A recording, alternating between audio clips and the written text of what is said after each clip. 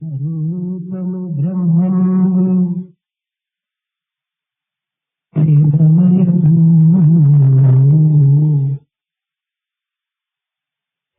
రూపము బ్రహ్మము ప్రేమమయము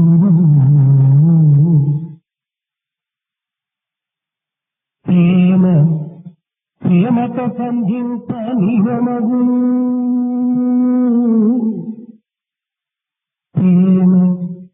ప్రేమతో సంధింప నియమగును కాన ప్రేమను గట్టిగా భద్రపరచి ప్రేమ చేరుడు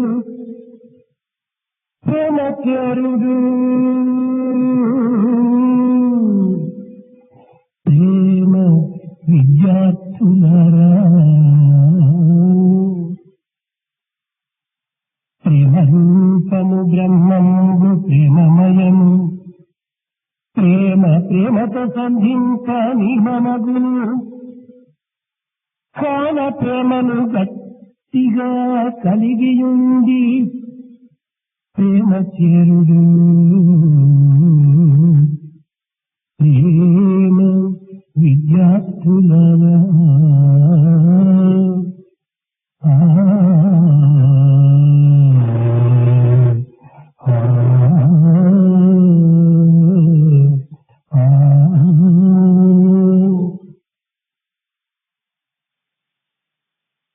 Brahma's very form is love, and he is filled profusely with love.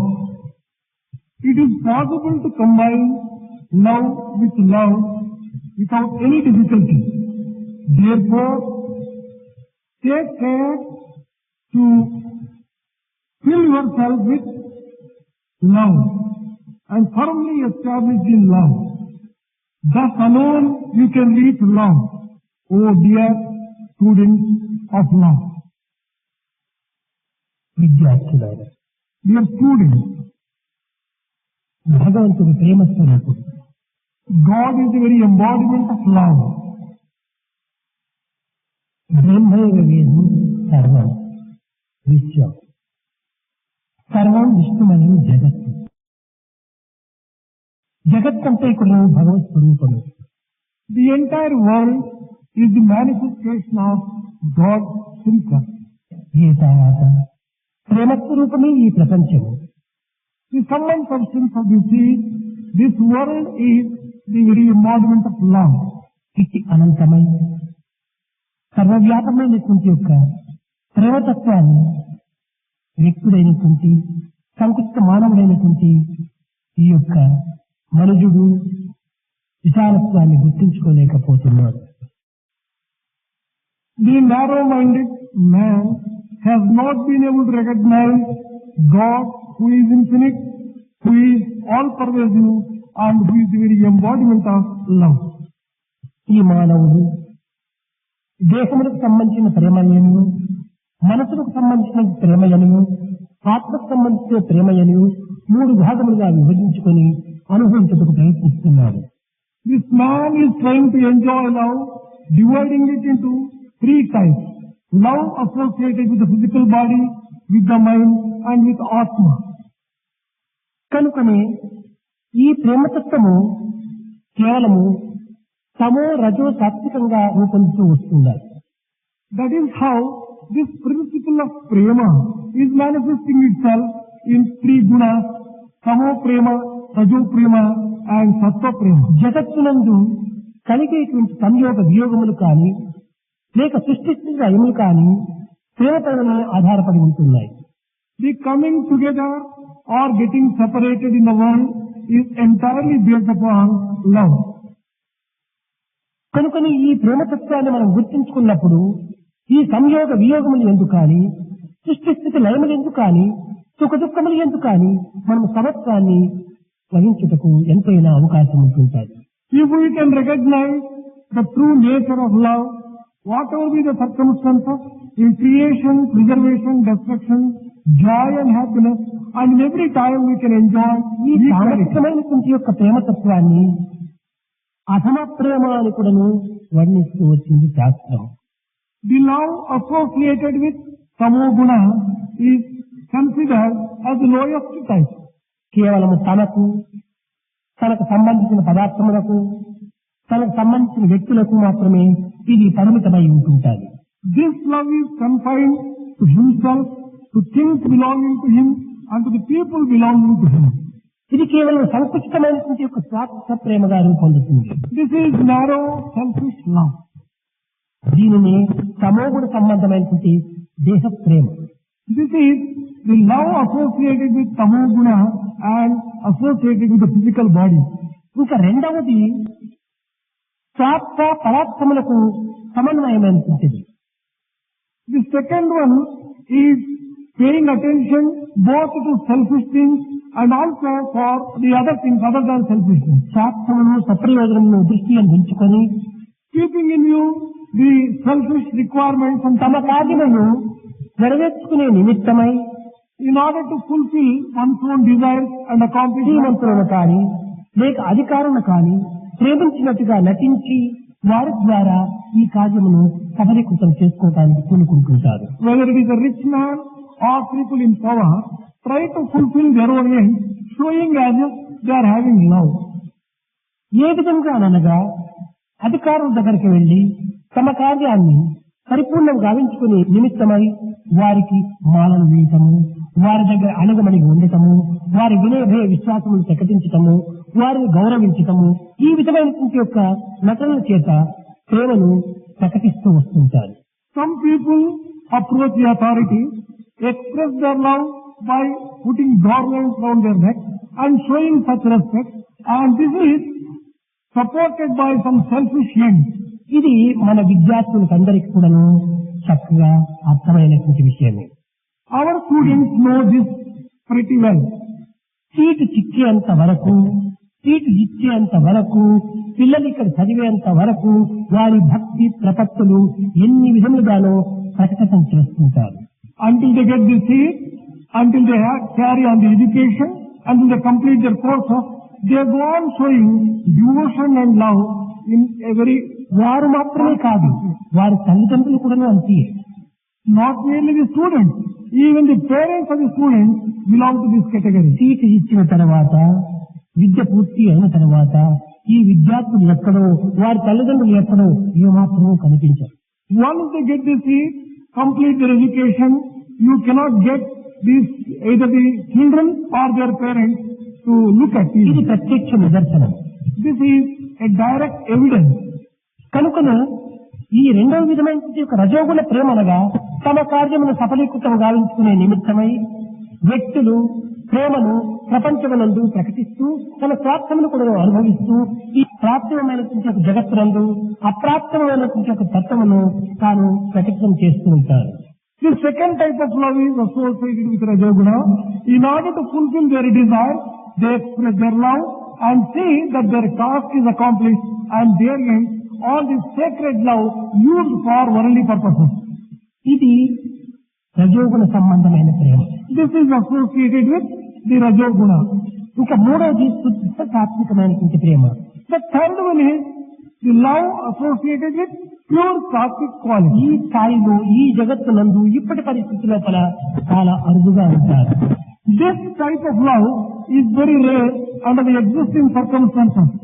సర్వజీవులు ఎందు ఉండినటువంటి యొక్క ప్రేమ స్వరూప పరమాత్ముడే అనేటువంటి సత్యాన్ని గుర్తించి Recognizing the truth that in every human being the same divine Lord is resident, ఈ ప్రేమ లేకుండా జీవితం లేదనేటువంటి యొక్క సత్యాన్ని కూడా అర్థం గావించుకొని understanding that there is no life without this kind of true love, తానా పరా అనేటువంటి భేదం లేకుండా not having any difference that this is mine and the other one is other, సర్వభూతాంతరాత్మ అనేటువంటి ఒక సత్యాన్ని కూడా వారు ప్రకటిస్తూ వస్తుంటారు. they express the experience that God dwells in every being. ఏకోవసి సర్వభూతాంతరాత్మ అనగా ఈ ప్రేమ స్వరూపుడైనటువంటి యొక్క పరమాత్ముడే సర్వభూతములు ఎందుకును ఆత్మస్వరూపుడుగా ఉన్నాడనేటువంటి యొక్క సత్యాన్ని కూడా విశ్వసించి అందరి ఎందుకును దైవత్వాన్ని కాంచుతూ ఉంటారు. They truly believe in the statement and experience that God, who is the very embodiment of love, resides in every human heart and thus experience divinity through every human being. అనగా వారి దృష్టి అంతైకుడును ఆత్మ దృష్టిగా ఉంటుంటారు. That means to say their vision is vision of Atma. కనుకనే ఆత్మ దృష్టి కలిగినటువంటి వ్యక్తి సింహ సమానుడు అన్నారు. That is why a person with Atmic vision is described as a lion. సింహములకు ఎట్టి భయము ఉండదు. Lion is absolutely free from fear. ఏ విధమైనటువంటి యొక్క ఉడుదుడుకులకు తాను అవకాశం అందించదు. It does not give any room for either confusion, నిర్భయముగా fearlessly. అనగా సర్వ జీవులు కూడాను తనకు అధీనుడైనటువంటిగా ఈ యొక్క మృగ చక్రవర్తిగా తాను అనుభవిస్తూ ఉంటాది. Like the king of animals, it conducts itself with a lot of dignity, total fearlessness. ముందు వెనుక ఏమాత్రం కూడా తాను విచారించదు, తాను ఏమాత్రం కూడా చూడదు. It does not worry itself about looking forward or looking backward. శరీర దృష్టి కలిగినటువంటి వాడి భావము కేవలము గొర్రె దృష్టి వంటిది. People who are totally body conscious and direct their vision towards the body are like sheep. ఇది నిరంతరము కూడా అదురు బెదురుతో కూడి ఉంటుంటాయి. Sheep is full of fear and confusion. అన్నిటికీ అదరటము బెదరటము. For everything it gets frightened. ఈ విధమైనటువంటి జీవితం అంతా కూడా అదురు బెదురుతోనే వ్యర్థం గావించుకుంటుంది. And sheep waste its entire life with this kind of fear and confusion. కనుకనే ఆత్మదృష్టి కలిగిన వాడు సింహం అనగా ఏమిటి? మృగములన్నీ కూడా సింహం యొక్క ఆధీనంలో ఉంటాయి. ఇది మృగరాజు. When we describe lion as the one comparable to a person having Atma-drishti, it only means he is something like a king. కనుకనే మనసు, బుద్ధి, చిత్తము, ఇంద్రియము, అంతఃకరణ ఇవన్నీ కూడా ఆత్మ స్వాధీనంలో ఉంటాయి. కనుక ఒక ఆత్మను మనం అనుసరించినట్టుంటే ఇవన్నీ కూడా మనము సులభంగా స్వాధీనం చేసుకోవచ్చు. If we can follow the path of Atma, then mind, intellect, body, senses, everything is under your control. Therefore follow the path of Atma. కనుక ప్రతి వ్యక్తి దృష్టి కూడాను మన యొక్క లక్ష్యమును పారమార్థిక లక్ష్యం అందించుకొని వ్యావహారిక జీవితంలో అనుభవించడంలో దోషం లేదు. Keeping one's vision and goal on Paramatma, enjoying worldly things is not objectionable. విద్యార్థులారా, లక్ష్యమును ఆత్మ అందించుకొని దేహ మనోచిత్తముల యొక్క స్వభావమును మీ యొక్క ధర్మానురీతిగా అనుసరించడంలో దోషం లేదు. Dear students, keeping Atmic vision, your purpose on Atma, enjoying whatever things of the body and the world are, there is no objection whatsoever. ఈ లేత వయస్సునందే ఈ పవిత్రమైన యొక్క దివ్యతత్వాన్ని గుర్తించుకోవటం చాలా అవసరం. It is essential to recognize this divinity and divine principle even at this tender age itself. ఒక చిన్న ఉదాహరణ, One small example. మీరు తెల్లవారే టికెట్ తీసుకొని క్యాంటీన్ కు ఆ సకాలంలో భోజనానికి వెళ్ళినప్పుడు మీకు తప్పనిసరిగా భోజనం అందిస్తారు. If you have purchased the meal ticket in the morning itself, when you go promptly at the appropriate time for lunch, lunch is served అప్పుడు in కాకుండా the మొదలై నీవు టికెట్ అంతా కూడా అందుకోకుండా ఆ సకాలంలో నీవు పోయి భోజనం అంటే కొంతవరకు చిక్కవచ్చును లేక చిక్కకపోవచ్చును. ఇది సందిగ్ధ అవస్థ లోపల అనుభవంగా ఉంటుంది. If you have not reserved your ticket already for meal, it is possible that you may get a ticket and meal, otherwise you may miss also when you go right on ఈ time వేట for meal. వయస్సునందే మీ యొక్క దివ్యతత్వానికి book చేసుకోవటము, ఆ ticket తీసుకోవడం చాలా అవసరం. You are booking at this very tender age itself for a happy future and good future is essential. అయితే మనము ఈ విధమైనటువంటి ఆధ్యాత్మిక తత్వమును కేవలము ఒక విధమైన ఫల నిమిత్తమై మనం ఆశించరాదు. We should not approach spirituality expecting some fruit thereof. కూలికి నిమిత్తమై పనులు చేసేటువంటి వాడు కూలివాడు అవుతాడు కానీ యజమానుడు కాదు. A person who works for a wage is only a wage earner, a laborer. He is not the master. కూలి కోసం పని చేసేటువంటి వాడు శ్రద్ధాభక్తులతో చేయడు. A person who works for wages is ఆ not పని కూడా అంత సిద్ధంగా చేయడు. he He does not evince interest, nor can he do it ముందుకు well. ఆ పని ఏమవుతుందో ఏమో ఎట్టవుతుందో అనేటువంటి విచారం కూడా వాడు చేయడు. He is not bothered as to what would happen to the work. 5 గంటల వరకు చేస్తాడు, తన కూలి తాను అందుకుంటాడు, వెళ్ళిపోతాడు. He is time bound. Till 5 o'clock he does the work, takes his అందువల్లనే అతను పరాయి వాడుగా భావిస్తున్నాడు. That is why he is considered as not the owner. ఇంటిలో భార్య ఉంటారు, పిల్లలు ఉంటారు, ఇంటిలో పనులు అన్ని చేస్తూనే ఉంటారు, కానీ వారి ఏ జీత నిమిత్తము వారు పని చేయటం లేదు. On the other hand, wife and children go on doing the work at home. They are not doing anything for the sake of wages. సాయంకాలానికి భర్త దగ్గరకు వచ్చి, ఏమండి నీకు వంటలు చేసి పెట్టారు, నా యొక్క కూలి నాకు ఇస్తారా అని అడగదు. కానీ పరిశుద్ధంగా చేస్తుంది, పవిత్రంగా చేస్తుంది, ఇంట్లోని పదార్థాలన్నీ కూడా చాలా భద్రంగా చూసుకుంటుంది. ఈ విధమైనటువంటి యొక్క అధికారంతో పాటు ఒక విధమైనటువంటి స్వాతంత్రాన్ని కూడా అనుభవిస్తారు ఇంటి వారు. The houses does not go to the husband and say that when I have cooked food and done the work, what about my wages? She evinces a lot of interest and does everything as a part and parcel of the home itself. కనుక మనము ఫల నిమిత్తమై భగవంతుని ప్రార్థించేటువంటి వాడు కూలి మనిషి. A person who carries on work and prays to the Lord. భగవంతుడు నావాడు, నా యందే ఉండినటువంటి వాడు అనేటువంటి ఒక అధికారంగా, స్వాతంత్రంగా దీన్ని అనుభవించడానికి ప్రయత్నించేటువంటి వాడు యజమాని. A person who thinks God is the indwelling entity and the power and authority approaches God, he belongs to God. కనుకనే మనము యజమానుడిగా మారాలి, కానీ సర్వెంట్గా మనం మారకూడదు. We should try to become the master and not the servant.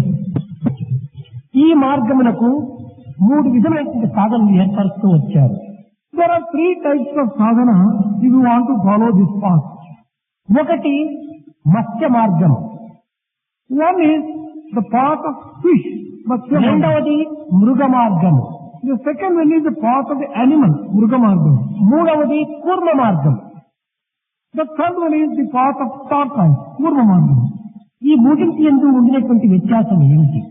What is the difference between one path and the other? Here all మత్స్యము జలమునందే జీవించగలదు, కానీ గట్టున జీవించలేదు. fish can live only in water, but it cannot live on land. మృగము గట్టున మాత్రమే జీవించగలదు, కానీ నీటిలోనే నివాసం సలపలేదు. An animal can live only on the ground, on land, not in water. పూర్వము నీటి యందు గట్టు యందు రెండింటి యందు కూడా సంచరించి జీవితాన్ని గడుపుతుంది. Tortoise can live both in water as well as on land. కనుక మొదటి సాధకుడు తాను, తనవారు, తన కుటుంబము అనేటువంటి పరిమితి యందు మాత్రమే తన యొక్క సాధనను, తన యొక్క నిశ్శబ్దమును, తన యొక్క ఏకాగ్రతను తాను అనుభవించడానికి ప్రయత్నిస్తుంటాడు. The first type confines his sadhana and his love only to the extent that it is applicable to himself, his own family, his own relatives and his own home. రెండవ వాడు కేవలము ఒక ఏకాగ్రత అనేటువంటిది, ఒక ఏకాకిగా ఉండి మాత్రమే ఏకాగ్రతను పొందగలుగుతున్నాడే, కానీ జన సమూహం లోపల మాత్రము ఏకాగ్రతను పొందలేకపోతున్నాడు. The second type of person can concentrate and meditate only when he is alone and in a solitary state. ఒక సామాన్యమైన వ్యక్తి, One ordinary person, ఇంటి లోపల ఒక విధమైనటువంటి ధ్యానం చేయాలని కూర్చున్నాడు. he wanted to sit in his house and meditate. తనకు ఎక్కువ మంది పిల్లలు ఉండేటువంటి వాడు. He had a number of children. ఒక పూజ రూమ్ లో పోయాడు, తలుపు వేసుకుని కూర్చున్నాడు. He went into the worship room and closing the door. ఒక్కొక్క పిల్లవాడు ఒక్కొక్క దూరం వచ్చి తలుపును కడుతున్నాడు. One after another the children came and began knocking at the door. ఇతనికి విసుగు పుట్టింది. He was disgusted. ఈ ఇంటిలో ఉంటుండే దానికంటే అడవికి పోయి తపస్సు చేయటం మంచిదని అనుకున్నాడు. He told himself, it is better to go to forest than stay at home and అడవికి పోయినాడు. ఓ చెట్టు కింద కూర్చొని ధ్యానంలో నిమగ్నుడయ్యాడు. He went to the forest, sat under a tree and started meditation. ఆ చెట్టు పైన ఉన్నటువంటి పక్షులు ఈ విధంగా అరుస్తూ ఉంటున్నాయి. The birds from the tree began making noise. అరచటమే కాకుండా అనేక పక్షులు చేరటం చేత ఒక రెక్కలు కూడా నెత్తి మీద వేస్తున్నాయి. It is not merely they were making noise, but they began dropping on his head and down below. అక్కడ కూడా విసుగు పుట్టింది అతనికి. He was disgusted even there. ఇంటిలో పిల్లలు కూడా, అడవులో పిట్టలు కూడా ఈ గోడలు ఉండేదానికంటే ఏదైనా నా జీవితం ఒక సహజంలో చేసుకోవటం మంచిది అనుకున్నాడు. He thought that at home, noise of the children, and in the forest, noise of the birds. It is better that I end my life. కనుక ఇతనికి ఇంటిలో కానీ బయట కానీ ఎక్కడ కానీ ఈ శబ్దమును మాత్రము వినలేకపోతున్నాడు. Whether it is at home or in the forest, he was not able to bear with the noise. భగవంతుని యొక్క స్వరూపం అనేటువంటి యొక్క సత్యమును గుర్తించుకోలేకపోతున్నాడు. He was not able to recognize the fact that everything is essentially ఇది రజోగుణం యొక్క లక్షణం. This is the nature of Rajoguna. ఇంకా సాత్వికము. The third one is Satvika. ఎక్కడ కూర్చున్నప్పటికీ సరే అతనికి ఏకాగ్రత. Wherever he sits, he can concentrate. జన మధ్యలో పోయి కూర్చున్నప్పటికీ ఏకాంతంగా కూర్చున్నప్పటికీ అతను అన్ని విధాలకు ఏకత్వంలోనే అనుభవిస్తున్నాడు. Whether it is in the midst of people or all alone, he can enjoy that. ఎవరైనా తన ఏకాగ్రతకు డిస్టర్బెన్స్ అనగా భంగం కలిగించేటువంటి వారు ఇది భగవంతుడే నాకు భంగం కలిగిస్తున్నాడు అని అది కూడా భగవంతుడిగా స్వీకరించేటువంటి ఒక స్వభావం. If he is faced with any person disturbing him, he would consider that person also as a God himself who is only just testing him. కనుక వేదాంత విషయాన్ని చక్కగా అర్థం చేసుకుని వర్తించడం అత్యవసరం. Therefore, it is necessary to understand spirituality in the correct sense and conduct ourselves properly. ఈనాడు మన యొక్క ప్రామిసులు కానీ మన యొక్క వాగ్దానములు కానీ మన యొక్క వేదాంతం యొక్క విషయములు కానీ అర్థం చేసుకున్నట్టుగా మనం వర్తిస్తున్నామే కానీ సమయ సందర్భానుసారమును పురస్కరించుకొని అవి అంతర్ధానం అవుతున్నాయి. But we think that we are conducting ourselves according to our promises, according to the knowledge of spirituality. But when the moment of test comes, నేను ఈ విధమైనటువంటి డిసిప్లిన్ నడుచుకొని తీరాలి అని ప్రతిజ్ఞ చేసుకుంటుంటాడు తాను. he takes a vow that he has to observe a particular kind of discipline. ఇంకా దీనిని ఏమాత్రం కూడా మారకూడదు అని కూడా తాను నిర్ణయం చేసుకుంటాడు. He also takes a resolve that he never change. ఆ సమయం ఏమైనా వచ్చినప్పటికీ తాను పూర్తి కూడా మార్పు చెందుతుంటాడు.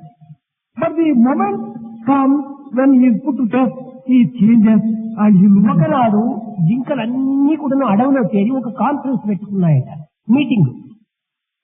On a particular day, all the deer arranged for a meeting in a forest. ఈ మీటింగ్ యొక్క అజెండా ఏంటి? What was the agenda of the meeting? మనకున్నటువంటి శక్తి కుక్కలకి ఏమైనా ఉందా? Do dogs have the capacity which we have? మనం ఒక్కతోని ఒక కాలితో కొట్టినట్టు కడుపులోని చేతులంతా కుప్ప వలె రాలుతాయి. అంత శక్తి ఉంది మన చిన్న కాలిలో.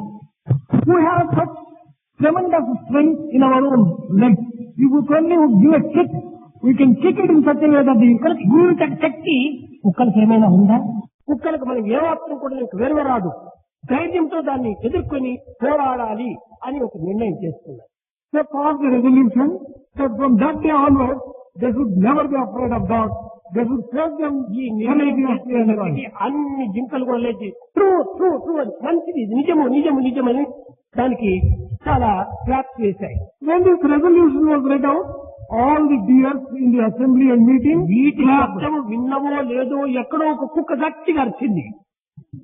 Probably in response to this noise, one dog started barking. విందో లేదు ఈ సమావేశంలో ఒక్క జింక లేదు. The moment పరిగెత్తిపోయినాయి. the dog barking was heard, these deers took to heels and ran away. ఈ మీటింగ్ లో నిర్ణయం చేసుకునేది ఏమిటి?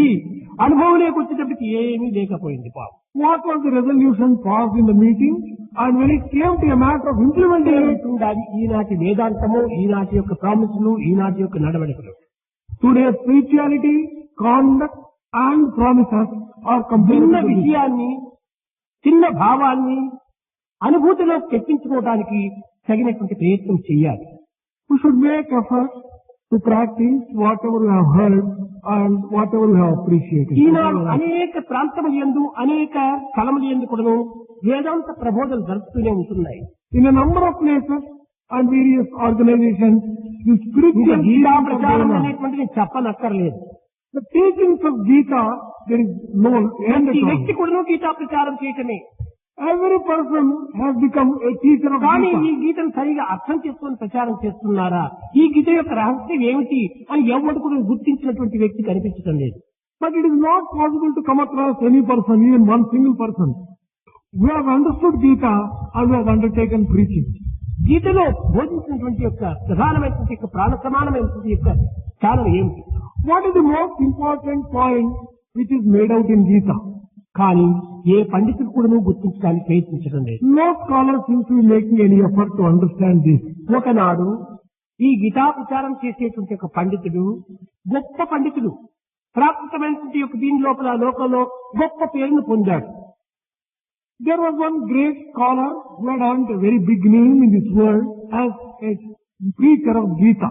వారి యొక్క మెప్పు వీరి మెప్పు వారి మెప్పు పొందుకోవటం కంటే మహారాజు మెప్పును పొందటం గొప్పతనంగా ఉంటుంటాది, గొప్ప బహుమానం కూడా ఉంటుంటాది అని నా ఇంటి పరిస్థితులు కొంతవరకు చాలా హీన స్థితిగా ఉంటుండాలి, రాజును పట్టాలరా అనుకున్నాడు. He thought, instead of getting the appreciation and the praise of all these people, అనుకున్నాడు, that I go to a king. వెంటబడి కుంటినక్కను కొట్టేదానికంటే గురి తప్పిన పులిని కొట్టడం మంచిదిరా అనుకున్నాడు. అనగా చిన్న చిన్న వారినంతా పోయి అడుక్కునే బదులు ఈ పులి వంటి మహారాజును పట్టుకోవటం చాలా మంచిది అనుకున్నాడు. Instead of resorting to so many people who are not so rich, it is better I approach the king and resort to him and get his help. మహారాజు దగ్గరికి వెళ్ళాడు. He went to the king.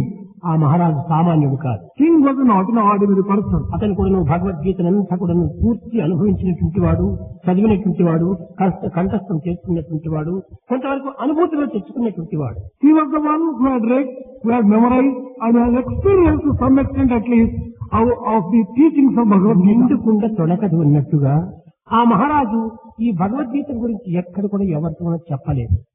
He was a man who had experienced real things. He never expounded about it. మంత్రులకు కూడా భగవద్గీత ఈ మహారాజు తెలుసని కూడా వారు ఏమాత్రం తెలియదు. Even the ministers did not know that the king had read and understood Bhagavad అలాంటి Gita. పరిస్థితుల్లో ఈ పండితుడు సెలవు కప్పుకొని పుస్తకం తీసుకుని వెళ్ళినాడు దర్బార్ హాల్లో. This great scholar entered the king's court with all his మంత్రి వచ్చి పండితులు గారు తమ కోసం కాచుకొని ఉన్నారని వర్తమానం ఇచ్చాడు. Minister came and reported to the king that a great scholar has come. He is seeking his audience. అప్పుడు మొట్టమొదటి మంత్రినే పంపించాడు. తన పరిస్థితి ఏమిటో, ఏ నిమిత్తమై వచ్చాడో అడుక్కొని రామన్నాడు. King asked the minister to go and find out why he has come, what exactly is his condition, what he wants. ఈ భగవద్గీత పారాయణ చేసే నిమిత్తమై నేను ఇందులో ప్రవేశించానన్నాడు. The scholar replied that I have come to the court. నా జీవితం అంతా కూడా భగవద్గీత యొక్క ప్రచార ప్రబోధన చేతనే మా కుటుంబం అంతా జరుపుకొని పోతున్నాను. నా కుటుంబం అంతా కూడా దీనిపైనే ఆధారపడి ఉంటుండాది అన్నాడు. I have spent my entire life in teaching Bhagavad Gita and earning a livelihood for supporting my family. My entire family is supported by this kind of... ప్రత్యేకమైన ఉద్యోగం కానీ ఇంకే విధమైన ఇన్కమ్లు కానీ నాకు లేవు. I do not have any other job or any other post. I don't have any other earnings. భగవద్గీతల ప్రచారం చేయటము, దాని నుంచి లభించినటువంటి యొక్క ధనం చేత నా జీవితం సుఖంగా ఆనందంగా గడుపుకుంటున్నాను అన్నాడు. Teaching Bhagavad Gita and whatever I get by such teaching, I am using it for carrying on my family and my life. మంత్రితో పంపించాడు. The king replied through the ఆ minister. పండితుడు ఇంకా భగవద్గీతను పూర్తి తెలుసుకోలేదు, తెలుసుకుని తర్వాత రామని చెప్పు అన్నాడు. King said, the Pandit has not understood Bhagavad Gita properly yet. Let him understand Bhagavad Gita, then come and I'll give him audience. చూశాడు, మరి 10-15 సంవత్సరం నుంచి నేను భగవద్గీతను బోధిస్తున్నానే, నాకు తెలియదని చెప్పాడు ఈ మహారాజు. ఈ మహారాజుకి ఏమీ తెలియదు అనుకున్నాడు వాడు. The Pandit thought that this Maharaja king does not know anything because I have been teaching Bhagavad Gita for the past మరి 10 years. 10 దినములు అయిన తర్వాత తిరిగి వెళ్ళాడు పండితుడు. After 10 days, this scholar went to the court once again. తిరిగి ఇదే జవాబు ఇచ్చాడు. ఇంకా పూర్తి తెలుసుకోలేదు, ఇంకా పూర్తి బాగా తెలుసుకుని రమ్మని చెప్పండి అన్నాడు. The king sent word that the scholar has not really understood completely Bhagavad Gita. Let him understand and then come ఈ again. విధంగా 4-5 పర్యాయం అంతా కూడా వెనుక పంపించాడు. The king sent back this scholar 4 or 5 times like ఈ this. పండితునికి చాలా కోపం వచ్చింది, చాలా నిరాశ అయిపోయింది, నిస్పృహకు గురి అయిపోయాడు. ఈ దీని లోపల విసుగు పుట్టిపోయింది. This scholar was angry, desperate, and he was disgusted with this kind of thing. ఇంటికి పోయాడు, ఆ బుక్కును అక్కడ పారవేశాడు, చాలా నిరాశతో పండుకున్నాడు. He went home, threw away the book Bhagavad Gita, and he lied down. భార్య వచ్చింది. His wife came. ఏమిటండి మహారాజు గారు ఏం చెప్పారు, నీకేమైనా ఇంత నిరాశ గురికి కారణం ఏంటి అని అనేక ప్రశ్నలు వేస్తూ వచ్చింది. She put a number of questions. What did king say? what is responsible for your this kind of despair and ఆ despair? కోపం చేత ఆమెను కూడా ఒకసారి బుర్రని కొంచెం అరిచాడు. He shouted even at her because he was not prepared to answer her question. ఆమె మరింత పీడిస్తూ వచ్చింది. మహారాజు ఏం చెప్పాడని అడుగుతూ వచ్చింది. She began inquiring with greater intensity, what did king say? చెప్పడానికి నాకు వీలు లేదు, నా మనసు సరిలేదు, షటప్ అని వెళ్ళిపోమన్నాడు, గెట్ అవుట్ అన్నాడు. My mind is not all right. I don't have any mind to tell you. You get out from here. Don't bother me. భర్త యొక్క పరిస్థితిని గుర్తించింది, లోపల పోయింది, కొంచెం ఉప్మా చేసుకుంది, కాఫీ తీసుకుంది, తట్టలో పెట్టుకొని వచ్చింది. Recognizing the condition of her husband, she went into kitchen, brought upma and ఆ a cup of కోపంగా coffee. ఉండినప్పుడు మగవారిని ఏ విధంగా శాంతి చేయాలని ఆడవారికే తెలిసింది తప్ప అన్నికి తెలియదు. Only ladies know how to make these men in a mood of anger to come down from that state. సరే పాపం దగ్గర పోయి పెట్టుకుంది, లేచాడు, కొంత శాంతి అయిపోయింది. కాఫీని ఉప్మాని చూసేటప్పటికి After this scholar saw coffee and upma, he was a little cooled down and he got up. భోంచేశాడు, కాఫీ త్రాగాడు, కొంచెం శాంతి కలిగింది. He partook upma and drank అప్పుడు coffee. ఈయన కూర్చొని cooled down. ఉసిరికాయ తీసుకొని చూసుకుంటూ ఆ పండితులకు ఏం చెప్పాడండి మహారాజు అన్నాడు. She began fanning her husband and asked, what did Maharaja say? What did the king tell you? ఈ సంవత్సరం నుంచి నేను భగవద్గీత చెప్తున్నాను. నా భగవద్గీత విన్నటువంటి వారందరూ కూడా ఆహా ఇంతటి గొప్ప వ్యాఖ్యానకర్త ఎక్కడ మాకు చిక్కలేదని నన్ను ఎంతో వర్ణిస్తూ వచ్చారు. కట్టగడపటికి ఈ మహారాజు ఒక మంత్రితో చెప్పంపాడు, నాకు భగవద్గీత ఇంకా తెలియదని చెప్పని చెప్పంపించాడు. ఎంత నాకు అవమానం అన్నాడు. I have been teaching Bhagavad Gita for the past 15 years. I am considered as one of the greatest commentators on Bhagavad Gita, but king says that I have not understood it and he sent word that I should get మన back. యొక్క భారతదేశం యొక్క ప్రభుత్వం కూడాను నన్ను పద్మశ్రీ అనేటువంటి బిరుదు కూడా నాకు ఇచ్చింది. Not merely that, I have been awarded the title of Padma Shri by government. వేదాంత రత్నం అనేటువంటి బిరుదును కూడా నాకు ఇచ్చింది. I have also been conferred the title of Veda Ratna. Bhagavad Gita సామ్రాట్ అనేటువంటిది కూడా నాకు వచ్చింది. I have also got the title ఇన్ని Bhagavad బిరుదులు Gita నాకు Samrat. ఇచ్చినప్పుడు ఈ మహారాజు నన్ను ఇంత అవమానం చేయవచ్చునా? After I have got so many titles, అదే సామాన్య మానవుడికి జుట్టు బట్టి కొట్టింది. instead of being king, if it were to any other person, I would have slapped అని him. అనేక రకంగా అతని యొక్క ప్రభావాన్ని ప్రతాపాన్ని చక్కగా భార్య దగ్గర నిరూపిస్తూ వచ్చాడు. He began praising himself and showing all his capacities before his wife. ఇప్పుడు భార్య నెమ్మదిగా చెప్పింది, నిజమేనండి, మహారాజు చెప్పింది చాలా సత్యము అని. His wife coolly told him, well, sir, it is true. ఏ బుద్ధి ఉండి మాట్లాడుతున్నావా, బుద్ధి లేక మాట్లాడుతున్నావా? మహారాజు చెప్పింది ఎట్లా సత్యం అవుతుంది, నాకేం భగవద్గీత తెలియదా అని ఆమె కూడా చాలా సోదరంగా మాట్లాడుతూ She వచ్చింది. said what king said is true. He was further enraged. Do you have any sense? Do you speak understanding what you are telling? How dare you can say that I do not know Bhagavad Gita? అయ్యా మీరేమైనా కోపించండి, ఏమైనా తిట్టండి, నేను మహారాజు అనే సత్యాన్ని చెప్తున్నానని. Whatever you say, however much angry you become, well, let me tell the truth in the same way as the king said. మీ భగవద్గీత పారాయణం నేను 15 ఏళ్ల నుంచి నేను చూస్తున్నాను. I have been hearing your discourse me from Bhagavad ఉపన్యాసం Gita. అంతా కూడా ఎంతో కర్ణానందంగా నేను కూడా వింటూనే ఉంటున్నాను. I have also been enjoying your exposition of Bhagavad Gita. కానీ అదే భగవద్గీత లోపల పరమాత్ముడు ఏం చెప్తాడో మీరు చూసుకున్నారా, విచారం చేశారా? But have you really inquired into what Lord Krishna has said in Bhagavad Gita? ఏ జనాం పర్యుపాసతే తేషాం నిత్యాభీప్తానాం యోగక్షేమం వహామ్యహం అన్నాడు. ఎవరు నన్ను స్మరిస్తుంటారో, ఎవరు ఏ విధంగా నన్ను కోరుతుంటారో అలాంటి వాడి యోగక్షేమాన్ని నేనే చూసుకుంటానని భగవద్గీతలో చెప్పాడు. In Bhagavad Gita has declared, whoever resorts to me and completely depends upon me and thinks of me, I will take care of his entire welfare. అంతేకాదు తానే మోక్షాన్ని కూడా అందిస్తానని కూడా చెప్పాడు. Not merely that, he has also declared that he would confer liberation. సర్వధర్మాం పరిస్థితి మాం ఏకం శరణం వ్రజ అహం త్వాం సర్వపాపేభ్యో మోక్షయిష్యామి మా శుచ అన్నాడు. He has also declared that if you were to give up all the dharmas and resort to me and నిజంగా take shelter, ఆ చెప్పినటువంటి భగవంతుడి పైన నీకు నమ్మకం ఉంటే నువ్వు మహారాజ్ దగ్గర ఎందుకు పోవాలి? if only you had full faith in God who has declared that, why should you have gone to the king at ఆ all? యోగక్షేమాన్ని భగవంతుడు చూసుకోలేడా? నీకు ధనం కావాలని మహారాజ్ దగ్గరికి పోయినావు, నీకేం భగవద్గీత తెలిసింది? Could not have God looked after your welfare? You went to the king expecting money from them.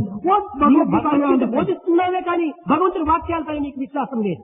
You are only teaching Bhagavad Gita. You have no faith in the words of the కనుక నీవు Lord. Bhagavad Gita నీకు పూర్తి తెలియదు అని ఆమె నిర్ణయించింది. Therefore, she just concluded that you really do not know Bhagavad Gita. పాపం చాలా బాధ కలిగింది. ఇది నిజమే. He was very much hurt, but he agreed. Yes, what you say is true. భగవంతుడు ఇట్లా చెప్పాడు అట్లా చెప్పాడని చెప్పిన మాత్రమే వర్ణిస్తున్నాడు కానీ ఈనాడు భగవద్గీత యొక్క ప్రచార ప్రబోధన యందు భగవంతుని వాక్యాన్ని ఎవరు ఆశ్రయిస్తున్నారు? So many people are expounding in the discourses on Bhagavad Gita that God has said like this and like that. ఇట్టి వేదాంత ప్రబోధన అధికం కావటం చేతనే ఆధ్యాత్మికం అనేది దినదినములకు దిగజారిపోతుంటారు. This kind of describing about various spiritual aspects is going on without practicing. Therefore, if the spirituality is losing its కనుకనే హృదయం నుంచి వచ్చేటువంటి భావములు, మాటల నుంచి వచ్చేటువంటి పలుకులు చేతులతో ఆచరించాలి. ఈ మూడింటి యొక్క ఏకత్వం జరిగిన తర్వాతనే నిజమైనటువంటి యొక్క నిజతత్వం ఏర్పడుతుంది. Only when you practice what you have heard and what your heart says, bring about unity between thought, word and deed, then only you would have really done the proper thing. Dear students, గడ్డిని పెంచుటకు మనం ఎక్కువ ప్రయత్నం చేయనక్కర్లేదు. to grow grass, there is no need for making any extraordinary effort. పంటను పెంచాలంటే అతి శ్రమ పడాలి. But if you want to raise crops, well, you have to put in a lot of effort. అదే విధముగానే In the same way, కేవలము ఒక నిష్ప్రయోజనమైనటువంటి నిరుపయోగమైనటువంటి యొక్క ప్రాకృతమైనటువంటి యొక్క విషయ వాసనను మనము అనుభవించడం గొప్పతనము కాదు. ఇది గడ్డితో సమానం. it does not become great on our part to enjoy the sense objects and the worldly things. It is very natural. దివ్యమైన భవ్యమైన నవ్యమైన భగవత్ ప్రేమతత్వం అనేటువంటి పంటను మనం పండించుకోవాలంటే దానికి మనం శ్రమపడాలి. If you want to raise the crop of divine love, which is sacred, which is permanent, which is pure, కానీ then only దానికి effort ఎవ్వరు is కూడా necessary. ఏ విధమైనటువంటి శ్రమను పడేటువంటిది కనిపించడం లేదు. But I have not been able to see any person making any effort in this direction. కానీ భక్తుల వలె మనకు కనిపిస్తాం. We are appearing as if we are devotees. మట్టిలో తిరిగే, బురదలో తిరిగే కుమ్మరి పురుగు మట్టి అయిందంటే అది కుమ్మరి పురుగు కాదు, కమ్మడి పురుగు. The mudworm, you cannot just describe it as one. If it gets soiled by mud, then it goes into muddy water. It is only కనుక నిజముగా ఈ యొక్క దివ్యతత్వాన్ని గుర్తించుకున్నటువంటి వానికి ఈ విషయ వాసనల పైన ఏమాత్రం కూడా అంత పుడుదుడుకులు ఉండవు.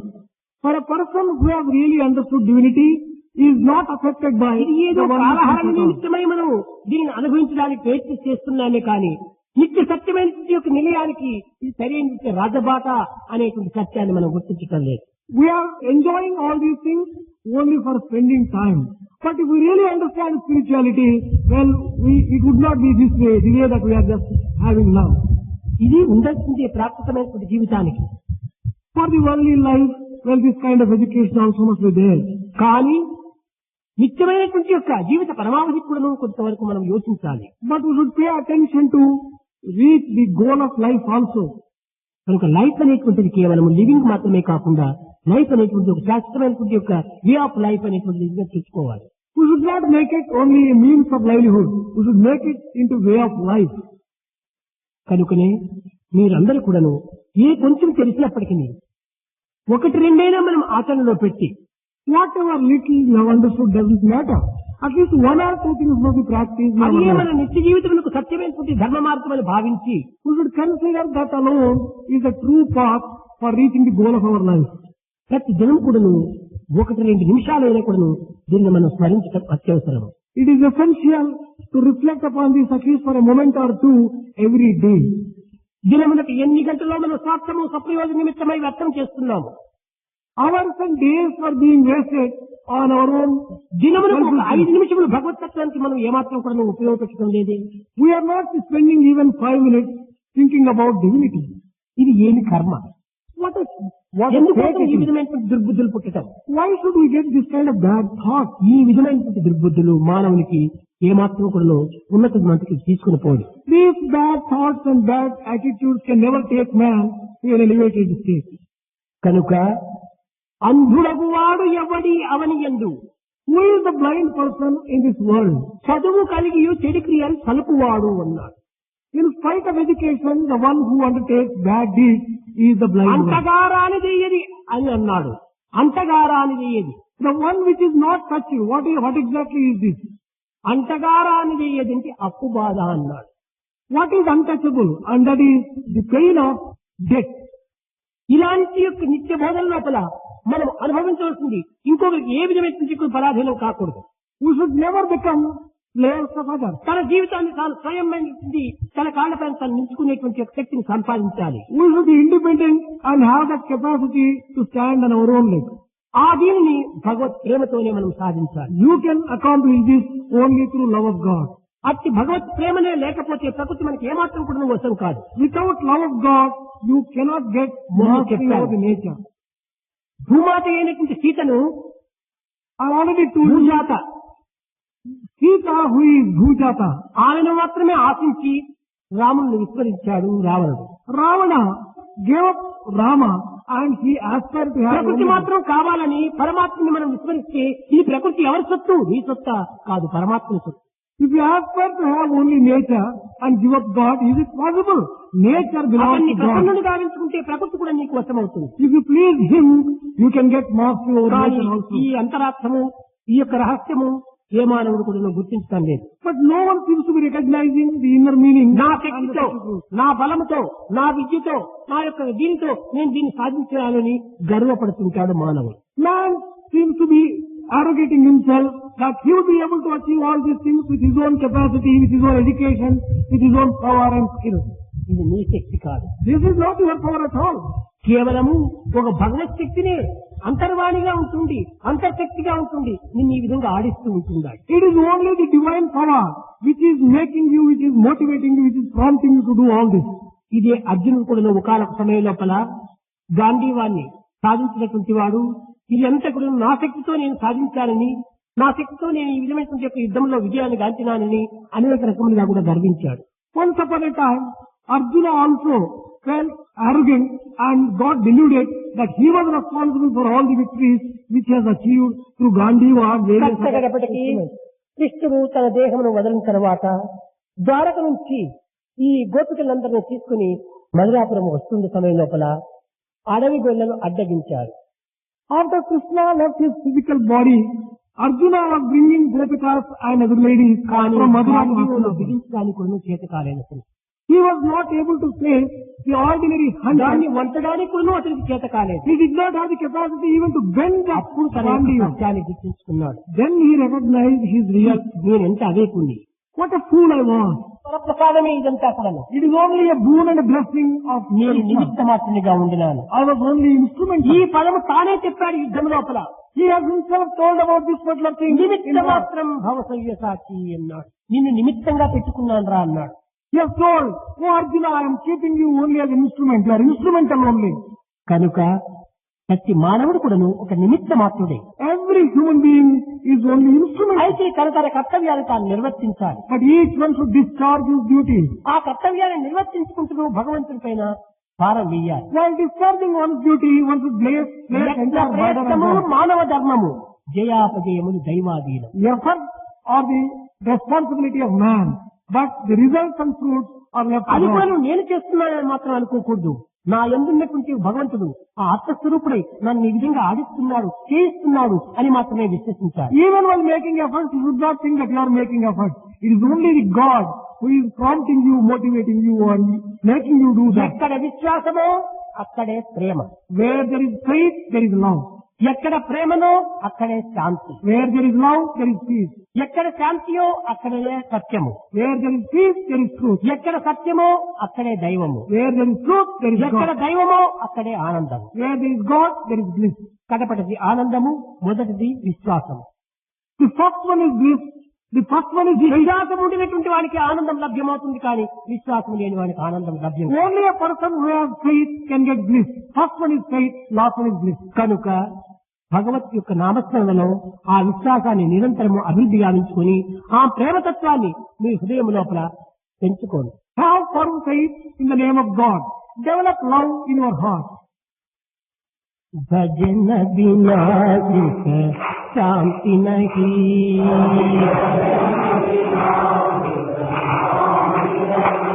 హరి భజన బినా సుఖ శాంతి నహీ.